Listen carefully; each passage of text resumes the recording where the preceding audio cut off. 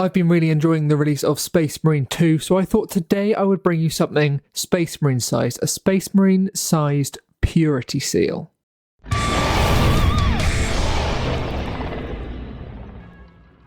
Welcome back to Lizard of Doom. I am Max. Now in this video I am going to try and figure out how to make a real life Purity Seal that's Space Marine size, like this one over here. Am I pointing at it? Yes, I'm pointing at it. How I'm going to do that is mostly through using my laser cutter.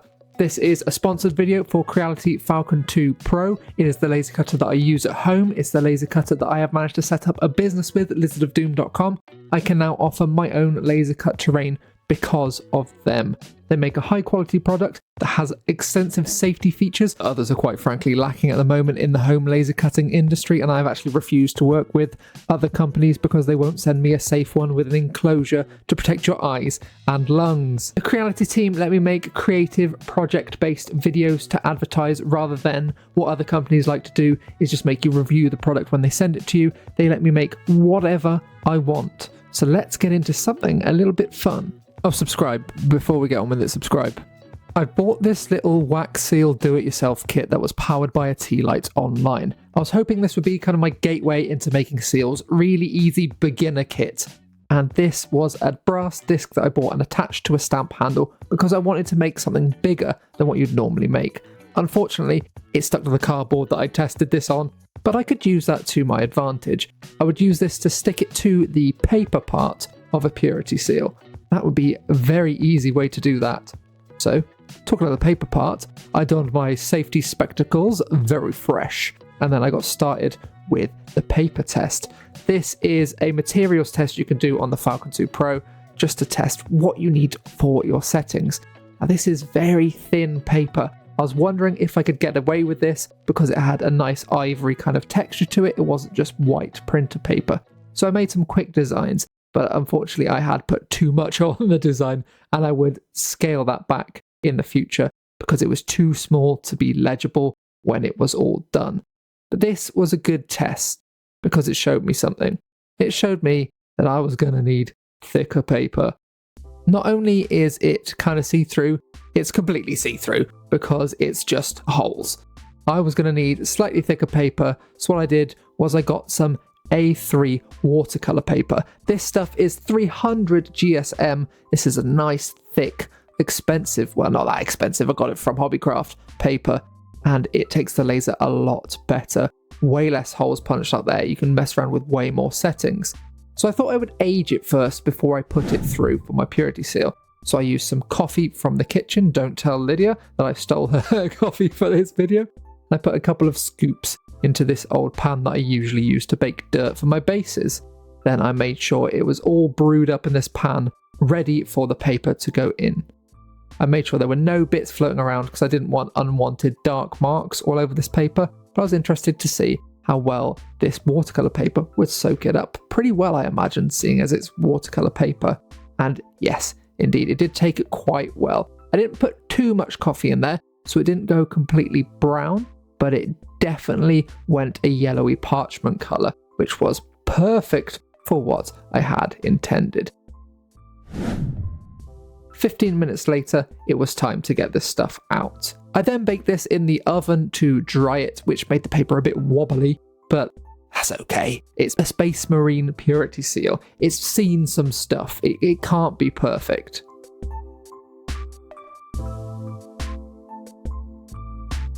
I then etched in the new design for these Purity Seals.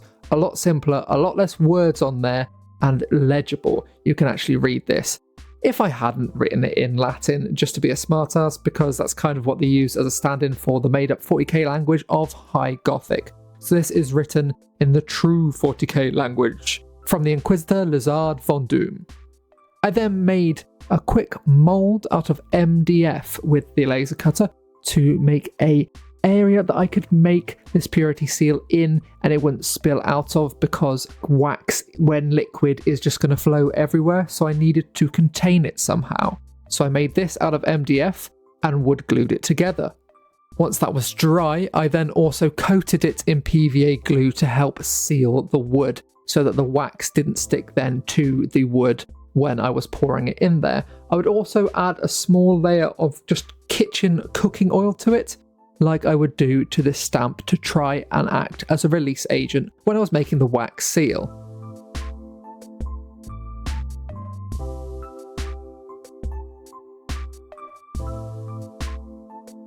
The reason I can't do this out of the brass circle itself is because this is a brilliant laser cutter for etching in brass. You can see that nice little engraving of the Lizard of Doom logo in the Inquisitorial logo there. That's as far as it goes with the metal. It can't cut through it.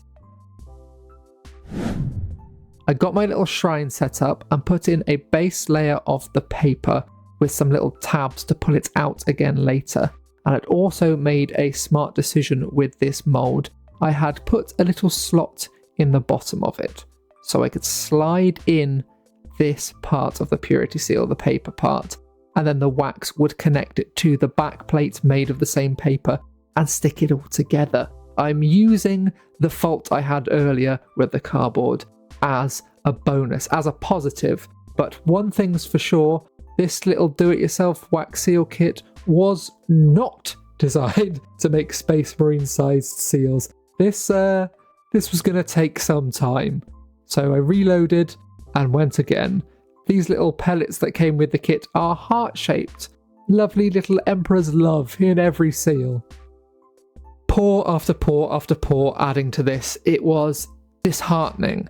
I was worried that because, the wax in the mould would have cooled by the time I poured the next hot wax, it was going to be a little bit difficult to build this up and stamp it at the end.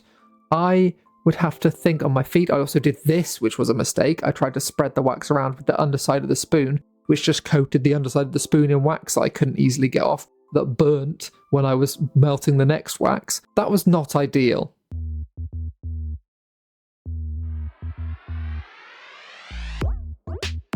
I think I went a total of maybe 15 to 20 times just pouring little bits of wax in here. But guess what? It is hella satisfying to watch these little hearts melt.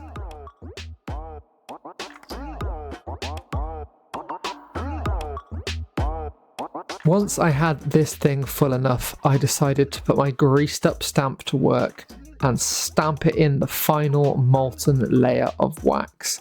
But unfortunately, it just didn't work. I don't know why. I kind of thought this would work and I was ready to be like, ta-da, done. But now I have to think on my feet, and if there's anything I'm good at, it's bouncing back from a problem and figuring it out. It may not be perfect, but I'm going to figure something out. So what I did was bake it in the oven and then smash it out of its mould. When it was soft from the oven, I pushed the top of a spray can lid into the wax to create this divot. Then what I do is get a lighter and run that round these sharp edges, making it look more soft and like it was, stamped properly by a big old Space Marine chaplain or something.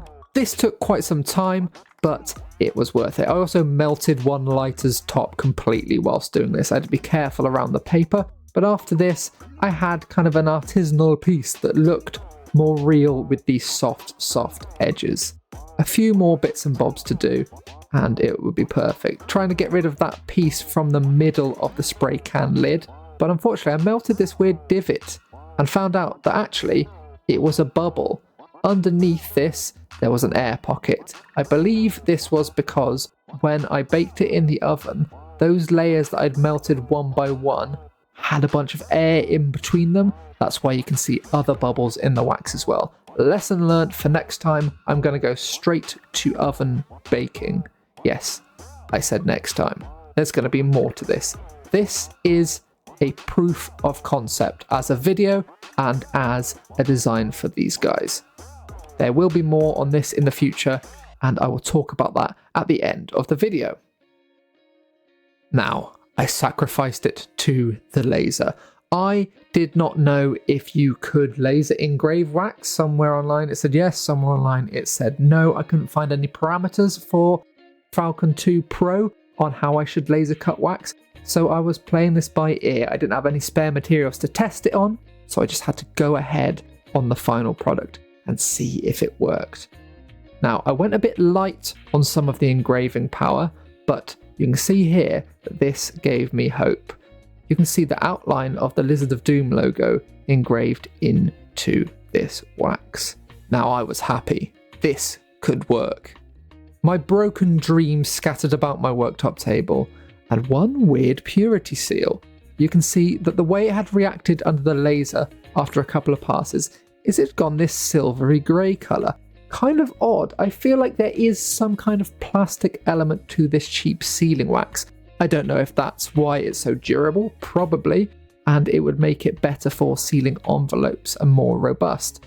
But it's not held detail well, but knowing that moving forward I can alter my designs to make them more big and chunky to make this work. And let's see if you can see the light through that blessing underneath. Look at that. The Emperor's glory, his words glowing at you. This is the blessing you deserve. This is a blessing from the Inquisitor Lizard von Doom, and it's a pretty damn good prototype. So thank you to my Patreons. Now this is going to be an ongoing project. I'm going to revisit this probably in around a month's time, because I'm going to reward my high tier Patreons, these two lovely people, for supporting me for so long. And anyone else who wants to join their tier or higher will get one of these after a year in service in the Patreon. Not only am I going to be working on and sending out personalised ones for the factions they choose to my lovely higher tier Patreons, I'm going to be making something for the painting competition we've got going on at the moment. I'm going to develop this further, refine the process and make it a more professional looking product. And I'm also going to produce them in bronze, silver and gold. These will be the rewards, the trophies for Lizard of Doom painting competitions moving forwards. Along with these, I've also got Pro Acryl on board from Monument Hobbies. They will be providing paint sets for the winners of the competition, and also Chronicle cards. They'll be providing a brush set for each of the winners, first, second and third place as well. Fantastic prizes coming to you from Lizard of Doom. If you are interested in that competition, I'll link it in the description down below and up here now. If you would like to join the Patreon, that is also up here now. So thank you very much for watching, and thank you Creality for sponsoring this video. Check out the Falcon 2 Pro in the links down below. Make sure you do, because by checking out those links you help support them, which helps support me, and also buy one. They're fun. Leave a like for the like throne and a comment for the algorithm gods. It is not a pile of shame, it is a pile of future fun. See you next time, kids. Peace.